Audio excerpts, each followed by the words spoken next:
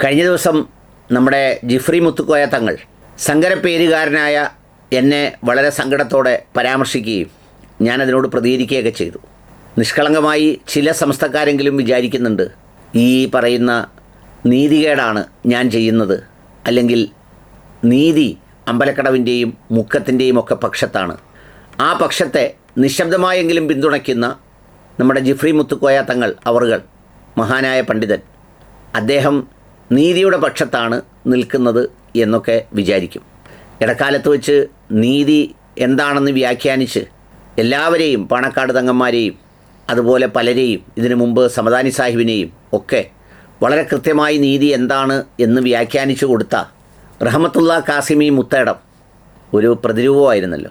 എന്നെ സങ്കരപ്പേരുകാരെന്ന് വിളിച്ചപ്പോൾ എൻ്റെ മനസ്സിൽ വന്നതാണ് ജിഫ്രി മുത്തുക്കോയ തങ്ങൾ എന്ന് പറയുന്ന പേരിലും സങ്കരഭാവമൊക്കെ ഉണ്ട്. മുത്തുക്കോയ എന്നൊക്കെ പറയുന്നത് സങ്കരഭാവത്തിൽ വരുന്നതാണ്, സ്ട്രെയിറ്റ് ആയിട്ടുള്ള സംഗതിയല്ല. അതിലൊരു തമിഴ് സംഗതിയുണ്ട്, കേരള സംഗതിയുണ്ട്, ഇതെല്ലാം ഉണ്ട്. അതൊക്കെ പിന്നെ വലിയ മനുഷ്യനായതുകൊണ്ട് ഞാനതിനെക്കുറിച്ചൊന്നും പറഞ്ഞില്ല എന്നുള്ളതേ ഉള്ളൂ. ഏതായാലും അതൊരു വിഷയമല്ല.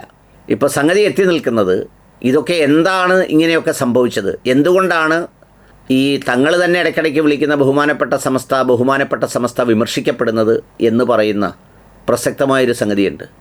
അത് സമസ്ത എന്ന് പറയുന്നൊരു ആശയത്തെയോ അല്ലെങ്കിൽ അത് പിന്തുടർന്നു വരുന്ന പാരമ്പര്യത്തെയോ വിമർശിക്കുന്നവരല്ല ഈ സമസ്തയെ വിമർശിക്കുന്നു എന്ന് പറയുന്നത്.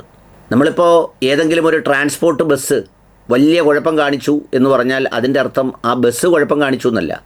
ആ ബസ് ഓടിക്കുന്ന ഡ്രൈവറുടെ ഭാഗത്തു നിന്നും, അല്ലെങ്കിൽ അത് മെയിൻറ്റെയിൻ ചെയ്യുന്ന മെക്കാനിക്കിൻ്റെ ഭാഗത്തു നിന്നും, അല്ലെങ്കിൽ അതിൻ്റെ കിളിയുടെ ഭാഗത്തു നിന്നും ഒക്കെ എന്തൊക്കെയോ സംഭവങ്ങൾ ഉണ്ടായി എന്നതാണ് അതിൻ്റെ ഇംപ്ലൈഡ് മീനിങ്, അല്ലാതെ ബഹുമാനപ്പെട്ട സമസ്തയെന്നല്ല. അതിൻ്റെ കാരണം എന്താണെന്ന് എല്ലാവരും ചോദിക്കാറുണ്ട്. സത്യത്തിൽ ഞാൻ പറഞ്ഞില്ലേ, പണ്ടുകാലം മുതലേ, ഉത്ഭവം മുതലേ ഒരുമിച്ചൊന്നായി ചേർന്നൊഴുകുന്ന ഒരു നദിയുണ്ടെന്നിരിക്കട്ടെ. ആ നദിയുടെ സുഖവും സന്തോഷവും സമാധാനവും ഒക്കെ അനുഭവിച്ചു പോരുന്ന ജനങ്ങൾ വളരെ സമ്പൽ സമൃദ്ധിയോടെ അതിൻ്റെ ഇരുവശങ്ങളിലും കഴിയുന്നു എന്ന് വിചാരിക്കട്ടെ. ഇതിനിടയിൽ ചില ബുദ്ധിമാന്മാർ വന്ന് എന്തിനതൊന്നായി ഒഴുകണം, രണ്ടായി വഴിതിരിച്ച് വെട്ടിവിട്ടാൽ എന്താ, അപ്പോൾ 2 ഗ്രാമങ്ങൾ തളിർക്കുമല്ലോ പൂക്കുമല്ലോ എന്നൊക്കെ പറഞ്ഞ് അങ്ങനെ മാറി ഒഴുകുന്നതിൻ്റെ എന്തോ ഗുണമനുഭവിക്കാൻ വേണ്ടി ശ്രമിച്ച് ഒടുവിൽ സമാധാനത്തോടെ കഴിഞ്ഞിരുന്ന ഒരു നാടിനെയും ആ വിശ്വാസത്തെയും ആ ചിന്താപരമായ അതിൻ്റെ പാരമ്പര്യത്തെയും എല്ലാം അസ്വസ്ഥമാക്കപ്പെടുന്നതിൻ്റെ ലക്ഷ്യവും കാരണവും എന്താണ് എന്നുള്ളതിൻ്റെ കൃത്യമായ ഉത്തരമാണ് കഴിഞ്ഞ ദിവസം നമ്മുടെ റഹ്മത്തുള്ള കാസിമി മൂത്തേടൻ തന്നെ പറഞ്ഞത്. അതിൻ്റെ ഏറ്റവും പൂർണ്ണ രൂപമായിരുന്നു കഴിഞ്ഞ പാർലമെൻറ്റ് ഇലക്ഷൻ. ആ പാർലമെൻറ്റ് ഇലക്ഷനിലാണ് ഞാൻ നേരത്തെ പറഞ്ഞതുപോലെ ഒരു കാലത്ത് താങ്ങും തലോടലും തണലുമായി ഒരു കാലത്തും എല്ലാ കാലത്തും കൂടെ നിൽക്കുന്ന മുസ്ലിം ലീഗ് എന്ന പ്രസ്ഥാനത്തെ വിഴുങ്ങാൻ, അതിനെ മുക്കാൻ, അതിൽ മത്സരിച്ച ആളുകളെ ഒറ്റിക്കൊടുക്കാൻ, തോൽപ്പിക്കാൻ പണിയെടുക്കൽ ഈ പറഞ്ഞ ഇപ്പുറത്ത് നിൽക്കുന്ന ജിഫ്രി തങ്ങളുടെ തണലിൽ വാഴുന്നവർ എന്ന് പറയുന്നവർ ചെയ്യുമ്പോൾ ആ തണൽ നൽകുന്ന വൃക്ഷത്തിനു മേലും ആളുകൾക്ക് പരിഭവവും പരാതി ഉണ്ടാവില്ലേ? ഏതായാലും മുത്തേടത്തിൻ്റെ വാക്കുകൾ കേൾക്കും. ഞാൻ 2 വർഷങ്ങൾക്ക് മുമ്പ് പ്രസംഗമധ്യേ ഒരു രാഷ്ട്രീയ നേതാവിൻ്റെ പ്രഭാഷണങ്ങളിൽ വഹാബിയത്ത് അധികരിക്കുകയും അദ്ദേഹത്തിൻ്റെ പ്രഭാഷണം കേൾക്കുന്നവർ സ്വാഭാവികമായി വഹാബിയത്തിലേക്ക് വീണുപോവുകയും ചെയ്യുന്നുണ്ട് എന്ന രൂപത്തിൽ പ്രഭാഷണം നടത്തിയിട്ടുണ്ട്.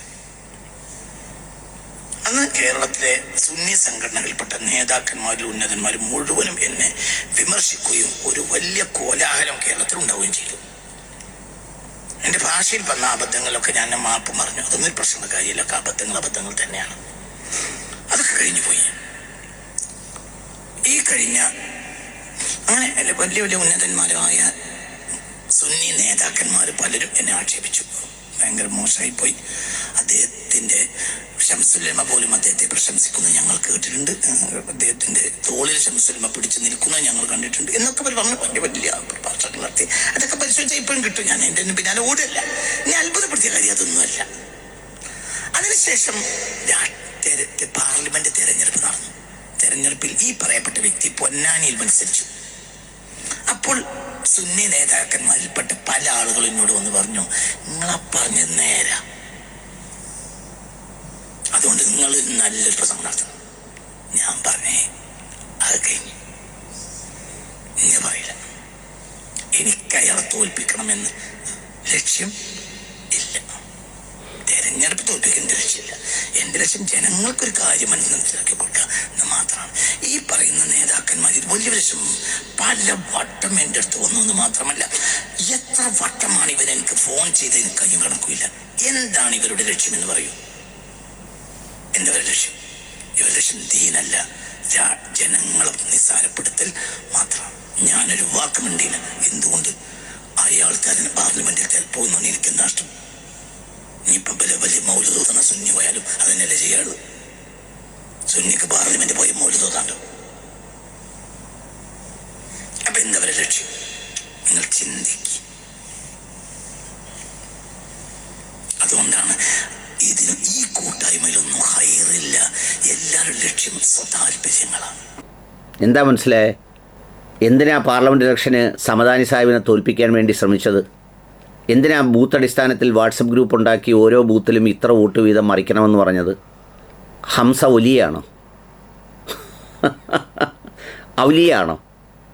സമസ്തയ്ക്ക് വേണ്ടി പ്രത്യേകമായി എന്തെങ്കിലും ചെയ്തിട്ടുള്ള പരമ്പരയിലോ ആ സംഗതിയിലോ പെടുന്നവരാണോ? അല്ല.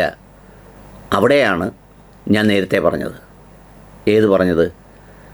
അവസാനം ഈ പറഞ്ഞ നമ്മുടെ മൂത്തേടം ഉസ്താദ് പറഞ്ഞ അതേ പോയിൻ്റ്. ഇവരുടെയൊന്നും ലക്ഷ്യം ദീനല്ല. ഇവരോടൊപ്പം നിൽക്കുന്നവരുടെ ലക്ഷ്യവും ദീനല്ല. ഇവർക്ക് വേണ്ടത് എന്താണെന്ന് ചോദിച്ചാൽ, ഇവർ ഈ ഭൂമിയിലെ താരരാജാക്കന്മാരായി വളരണം. കഴിഞ്ഞ ദിവസം ഏതോ ഒരു കമ്മ്യൂണിസ്റ്റുകാരൻ ഒരു ചിത്രം ഇട്ടിട്ട് ചോദിച്ചു. ഒരു കമൻറ്റിലാണ് ഞാൻ കണ്ടത്. വളരെ ശരിയാണ്. പാലളി മുഹമ്മദ് കുട്ടി സാറ് ഒരു വീടിൻ്റെ മുന്നിലിരിക്കുന്ന ഒരു ചിത്രം കാണിച്ചിട്ട് ചോദിച്ചു, ഏതെങ്കിലും ദറസുകളിലോ പള്ളികളിലോ കിതാബുകളോ ഓതിയ ആളുകൾക്ക് ഇതുപോലൊരു ലാളിത്യമുള്ള ജീവിതമുള്ള മനുഷ്യനെ സൃഷ്ടിച്ചെടുക്കാൻ കഴിഞ്ഞിട്ടുണ്ടോ എന്ന് ചോദിച്ചു. അദ്ദേഹം നിരീശ്വരവാദിയാണെന്നാണ് ഞാൻ മനസ്സിലാക്കുന്നത്. അതിൽ ഭാഗികമായ ശരിയുണ്ട്. എങ്ങനെയാണെന്നറിയോ? ഇങ്ങനെയുള്ള മനുഷ്യർ ദീനിലുണ്ട്.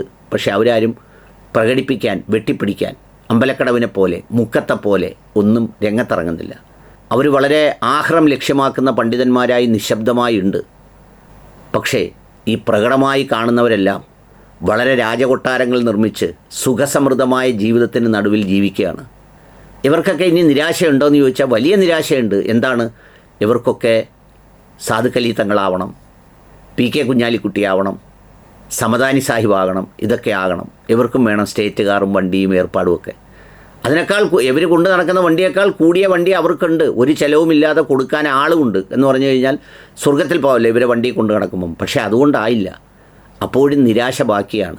അതിനാണ് ഇലക്ഷനായപ്പോൾ വിളിച്ചവൻ്റെ നെഞ്ചത്തിട്ട് 2 കീറ് കീറാവെന്ന് ചോദിച്ചത്. ഒന്ന് ആലോചിച്ച് നോക്കൂ. ഒരു ഇലക്ഷന് മത്സരിക്കുന്ന സ്ഥാനാർത്ഥിയെ തോൽപ്പിക്കാൻ വേണ്ടി പ്രസംഗിക്കാമോ എന്ന് ചോദിച്ച് വിളിക്കണമെങ്കിൽ എന്താ അതിന് പറയേണ്ടത്? ഞാനിത് പറയുമ്പോൾ എന്നെ കുറച്ച് തെറി വിളിച്ചാൽ മതി, അല്ലാഹു അക്ബർ എന്ന് വിളിക്കണ്ട. പക്ഷേ അത് എല്ലാ കാലവും വിളിക്കുന്നതിൽ സത്യമില്ല, ഹക്കില്ല. അത് അനുയായികൾ മനസ്സിലാക്കിയിരുന്നാൽ മതി. ഇപ്പോഴും ഞാൻ പറയുന്നു, സംഘടനയൊന്നും മാറണ്ട. പക്ഷേ ഒരു ചവിട്ടടി ഒന്ന് പുറകോട്ട് മാറി നിന്ന് കാര്യങ്ങളെ നോക്കി കാണാൻ പഠിക്കണം.